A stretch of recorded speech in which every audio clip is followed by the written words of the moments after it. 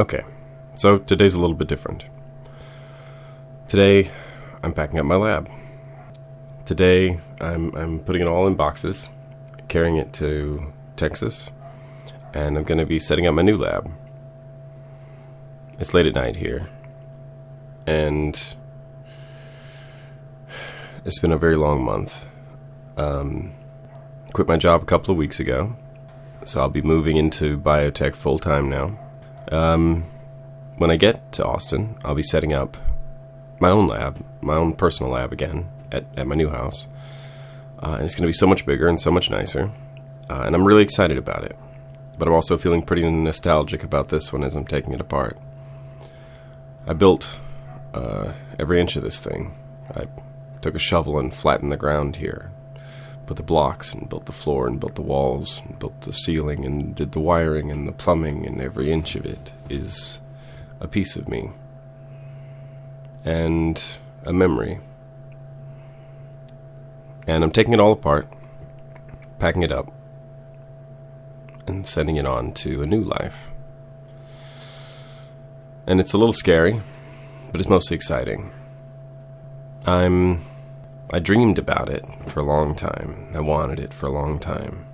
You know, walk away from the oil field and focus on working in biotech and doing and creating and making those things that I care about. And that's not something everybody gets. And I'm grateful. And I'm overwhelmed by it. I know how fortunate I am. I know how lucky I am. I know that there's no reason that this had to be. I could have done all this and never seen any change. I could have done more and gotten less. My luck's been wonderful. I've always been lucky. I really have. You know, and I think luck's about surrounding yourself with good people who pass on good fortune and don't pass on misfortune, and trying to do the same for them. And luck's about taking hold of opportunities when they come, and luck's about taking the risk at the right moment when you can. And luck's about having the freedom to do that. And sometimes it's about being born in the right time, in the right place, meeting the right person, or 1,000 chances. You know, I'm overwhelmed with how grateful I am to everybody. Not just the people I know, not just biohackers, but, you know, all the people who watched Unnatural Selection. It blows my mind how many people still contact me about that and say, "Wow, man, good job. Keep it up." You know, it may not seem like much, but all that encouragement really does mean something. It's a strange feeling to have the goodwill of thousands of people you don't know. And it makes all those long, late, hard nights, come home from work another 8 or 10 hours in the lab or more, crash, get a few hours of sleep, get up, go to work again, go home, get back in the lab, get back to work, over and over and over. You know, but it's okay. You know, it's how things are created. It's what the work took. And honestly, I don't know that easier would have been better. Or at least I don't know that easier would have felt better. Sometimes the hard parts are also the good parts. I don't mind working hard. I don't mind long hours. I don't mind challenge. I don't mind big challenge. But for me, there's something amazing about the idea of creation.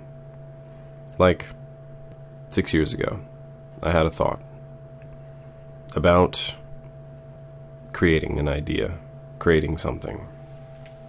Actually, before that, there was another thought that was just as transformative. Not about the dogs, not about genetic engineering. This was about changing my fate. I grew up all my life from a small town. I work with my hands. I don't make a lot of money. Nobody cares what I think. I'm nobody special. And I knew my fate. I knew my future. I knew exactly who I would be. I knew where I would go. I knew exactly how it was all going to play out, because it's the way it's supposed to play out. It's the path. It's the road you walk down, right? I knew exactly what to expect out of my life. And I decided to change my fate. I decided it had never occurred to me before that I could. And I decided to get to work. So I did. And I worked hard. And it feels like beating your head against a door that refuses to open for years and years. For the opportunity to define your own life. For the opportunity to decide your own fate. And now, today, I'm standing here. It feels like I beat my head against that door for years and years and years, and finally, one day it just swung open. And now I'm gathering up all my things to step through it. And in a couple of weeks, I'll step through that door and be on the other side to a whole new life, a new world, a new future, a new fate. And it's amazing and powerful and overwhelming to think that you can change your fate, because I never believed I could until I chose to. So, to me, it's an empowering moment. It's an overwhelming moment. It's still hard. All this stuff and dealing with the bank and the move and everything is terrifying and emotional and distressing and difficult and stressful. Very, very stressful. But, again, sometimes it's worth the work. And it's more than that. It's like, this is big. I mean, sure, I'm moving to a new city, getting a new job. Everybody does that, right? But this is a big moment.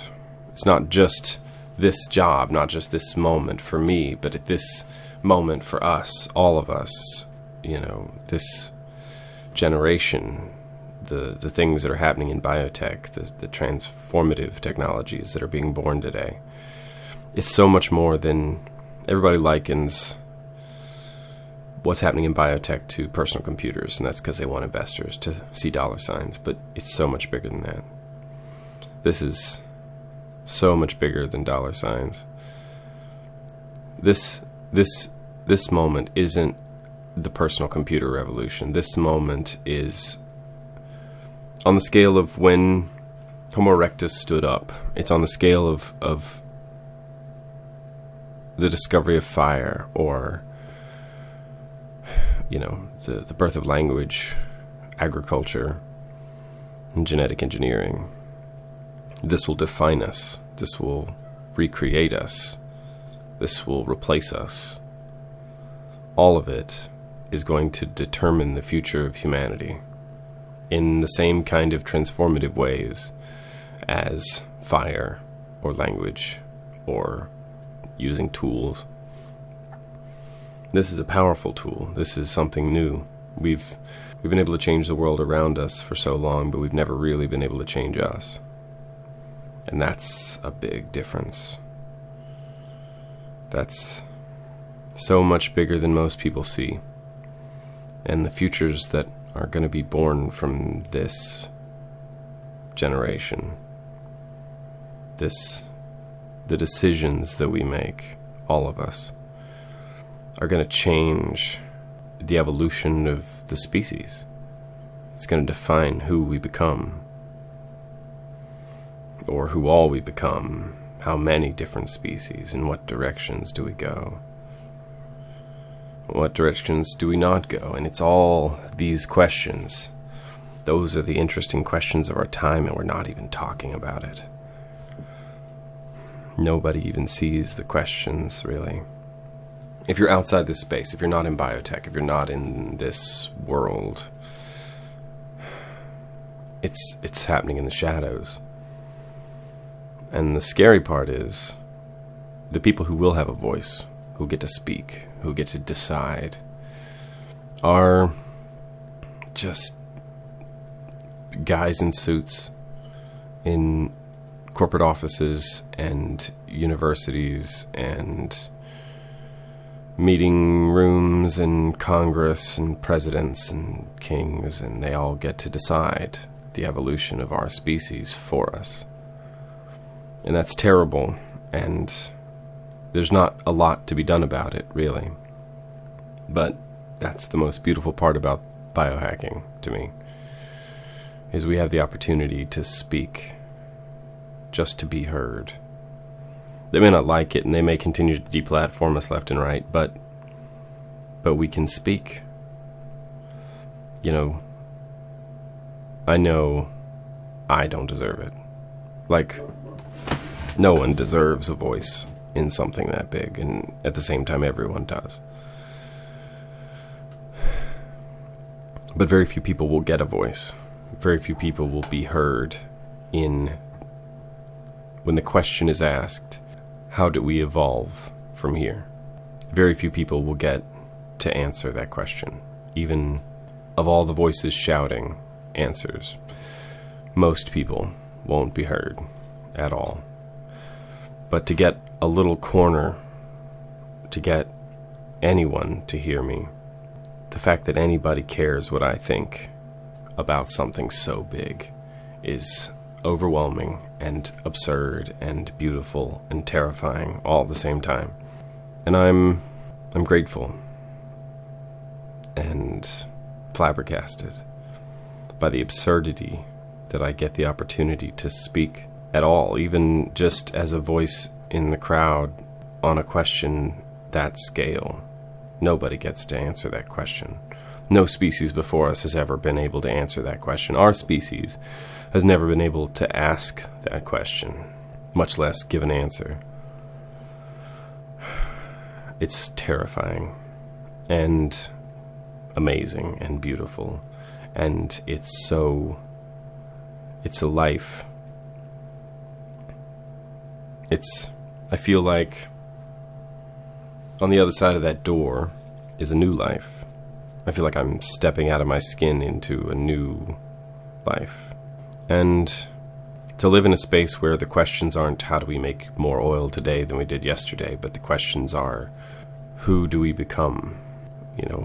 What is humanity to be in the future? What kinds of new people ought there be? What kinds of new species? Think about how absurd that is. We live in a generation that will have the ability to imagine life. Imagine a new species, something that never was, and make it be.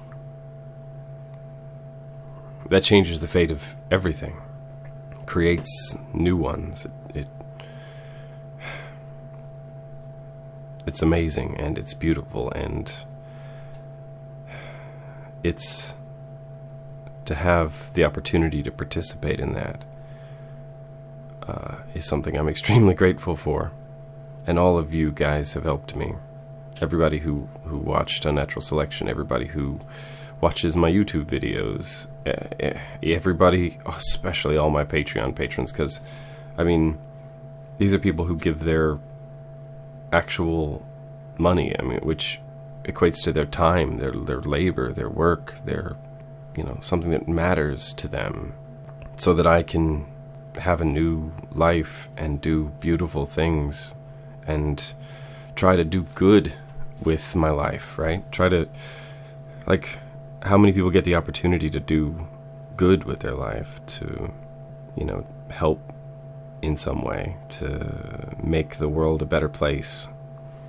Most of us just keep the world turning, and that's all I've ever done. And I'm amazed at the opportunity to step into tomorrow creating new things, creating new possibilities, creating new paths for people to walk that give them voices too.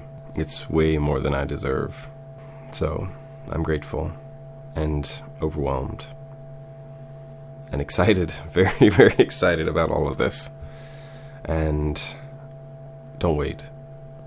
If you want this, if you want to be a part of this change, this moment, you can be. If I can be, anybody can be.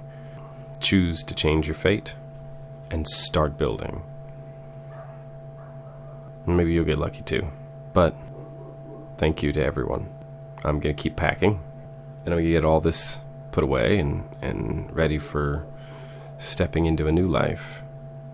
A new, terrifying, difficult, overwhelming, beautiful hell of a life.